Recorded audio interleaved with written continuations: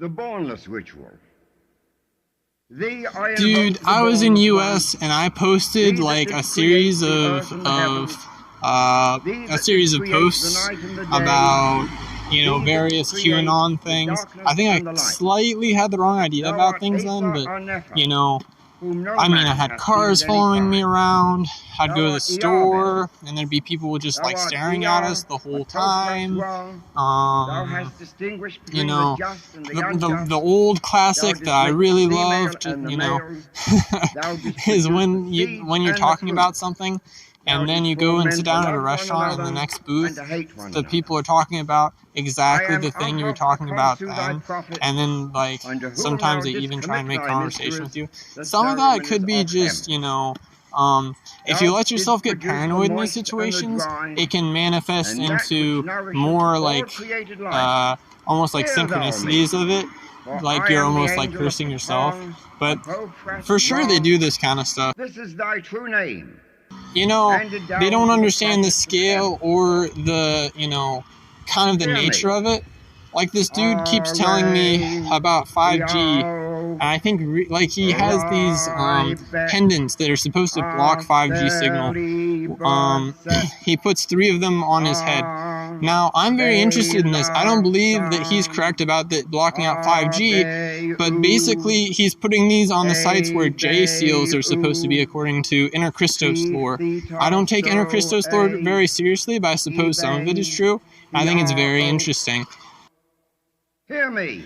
His mom was really doubting him, really a doubter about these things, but he cured her migraines with this process, with these pendants, and he's going to treat me to some, so I'm very excited to try them. His mom also has some schizophrenic tendencies, not as severe as him, so I think this is why she kind of pushed back on his illusions, but she actually allowed him to relapse on drugs after this because she was so impressed by the pendants,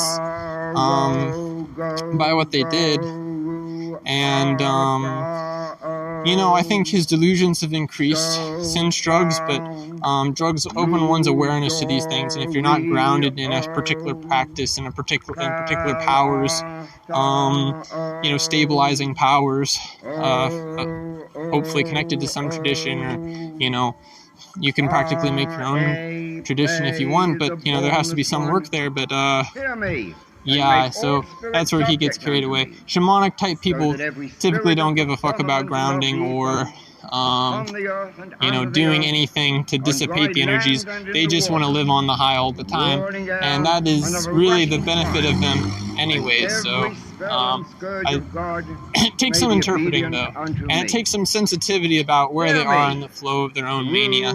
I mean, you know, I felt this way for a long time because life just doesn't make sense, but for me, I was in a depressed situation, and all of the, you know, pick yourself up by your bootstraps talk just pissed me off more, so, because obviously that's not the case, but if you have friends in society, if you have, you know, wealthy friends, or something, you know, if your family's wealthy, you have wealthy friends, you know, you go on vacations, things like that, a lot of this stuff doesn't make sense, because, like, you just get a job, you know, okay, so working is a bit degrading, but you have the life you want, you have kids, you know, and people are just really taught to what they can expect and what they can't and whatnot, and, you know, life is comfortable, and so, the other thing is, you know, there's some tantalizing signs, and then you go Google it, and it's like, you know, some bullshit about, like, there's a lot of nonsense on the internet about, you know, oh, no, this doesn't lead anywhere, or, like, case in point, Baphomet. Baphomet was made up in the 16th century by Eliphas Levi. Of course, no, come on. What about satyrs? Dionysus is practically an analog of Baphomet. But then we can go further than that and look at Daksha Prajapati from India. He is a Prajapati. He is one of the gods above the gods. And he has a goat head. He is lord over occult powers and that which is hidden. I believe there's something in there about him being, you know, quite a sexual libertine. as well. I don't recall exactly. And he is a devotee of Shiva. He is Shiva's father-in-law. He caused Shiva's wife in her previous incarnation, Sati, to immolate herself, to throw herself onto the sacrificial fire at Daksha's. Daksha had a yagya, sacrificial fire, and she threw herself on it. And then Shiva cut off his head and replaced it with a goat's head.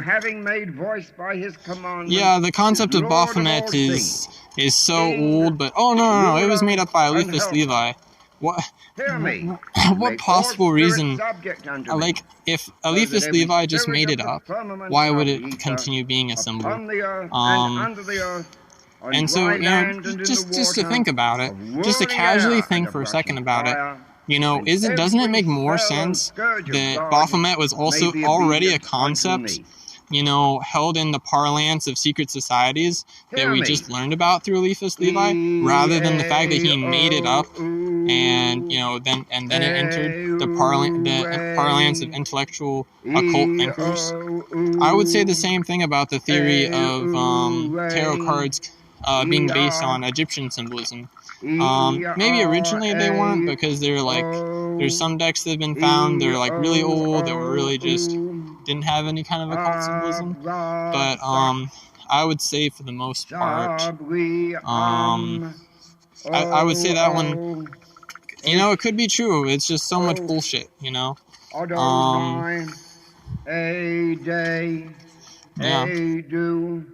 The philanthropy work is, on one hand, supposed to be deceptive. On another, it's magic. So they're doing something good to offset the bad they're doing. But the thing is, karma isn't about making sure everyone's a nice little good boy. That's not the concept of karma. The concept of karma is the concept of balance. It's the concept of yin yang. It's the concept of, if I do X, an equivalent reaction. For every action there's an equal and opposite reaction. That's really what karma is on an energetic level. And so a lot of so-called spiritual people are like, oh, karma. They don't really understand karma.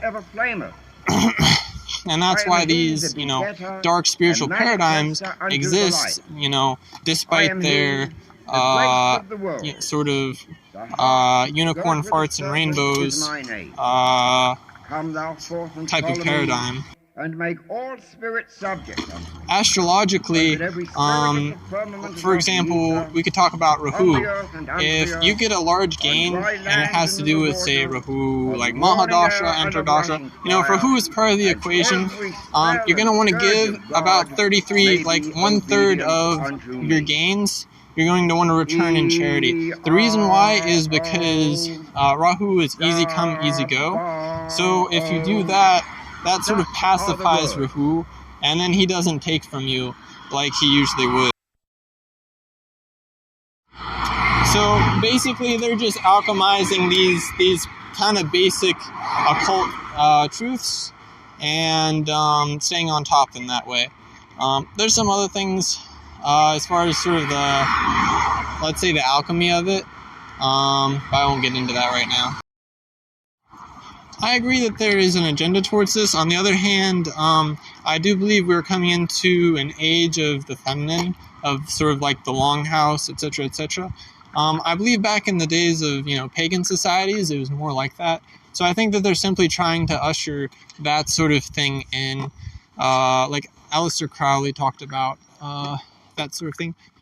I think it's real. I feel personally that it's real. If people, truly don't like it, don't want it, you can, through our will we can change things, right? But in general, I think that's the trend. They do go with the astrological and cosmic trends. They do that. It's the elite.